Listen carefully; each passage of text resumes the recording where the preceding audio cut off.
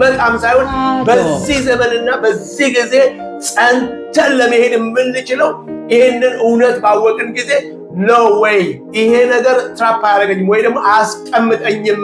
እግዚአብሔር እኔ ከምችለው በላይ በእኔ ታላቅና ኃይለኛን ነገር ያደርጋል ብለን ተስፈንጥረን እንወጣለን። መጨረሻችን አይደለም፣ የደረስንበት መጨረሻ አይደለም፣ ፈተናው መጨረሻ አይደለም፣ ጠላት የሚነግረን መጨረሻ አይደለም። እንደውም አለቀ ተቀበረ ብሎ ሲል ኢየሱስ ትንሣኤ ብሎ ይጀምራል። ጠላት የመጨረሻው ነገር መቅበር ነው።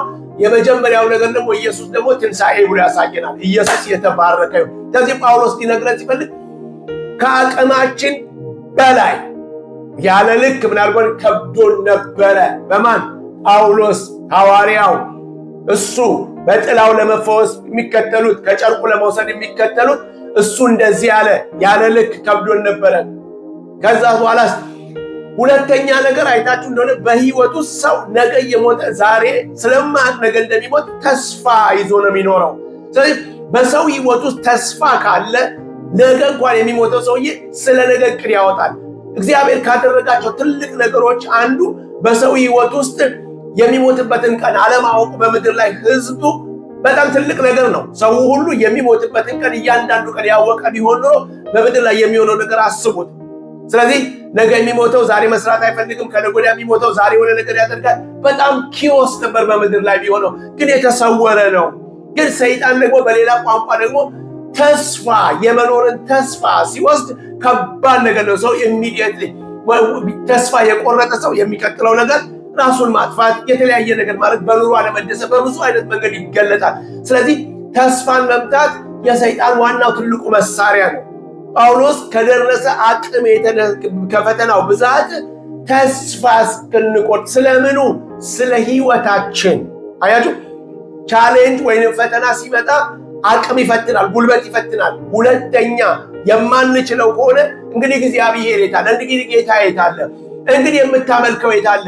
ማለት ብቻችንን የሆንን እስኪመስለን ድረስ፣ አቅም የሌለን እስኪመስለን ድረስ፣ ምንም ማድረግ እንደማንችል እግዚአብሔርም ከኛ ርቆ የቆመ እስኪመስለን ድረስ ያደርግ ይችላል። ተስፋ ነገር ግን ምንድነው የሚለው? ከአቅማችን በላይ ያለ ልክ ከብዶን ነበረ። ይሄ ሁሉ ግን የሆነው በጣም ደስ የሚለው ምንድነው የሚለው? አዎን ኦፍ ኮርስ ከአቅማችን በላይ ነው። ኦፍ ኮርስ እንደ ሰው ተስፋ የቆረጥንበት ነገር ነበረ።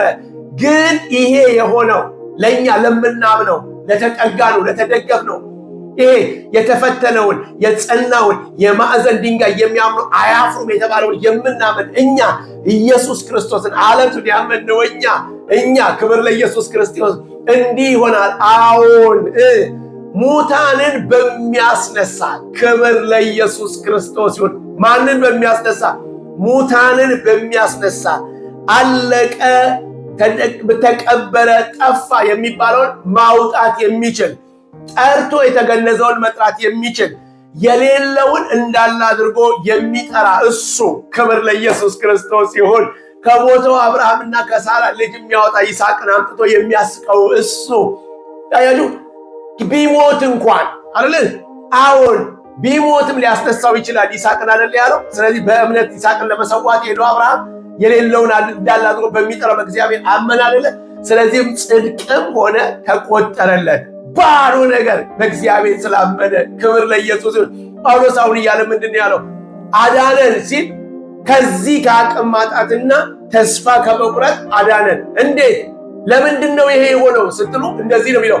አሁን ሙታንን በሚያስነሳ ክብር ለኢየሱስ ክርስቶስ ይሁን። ማንን?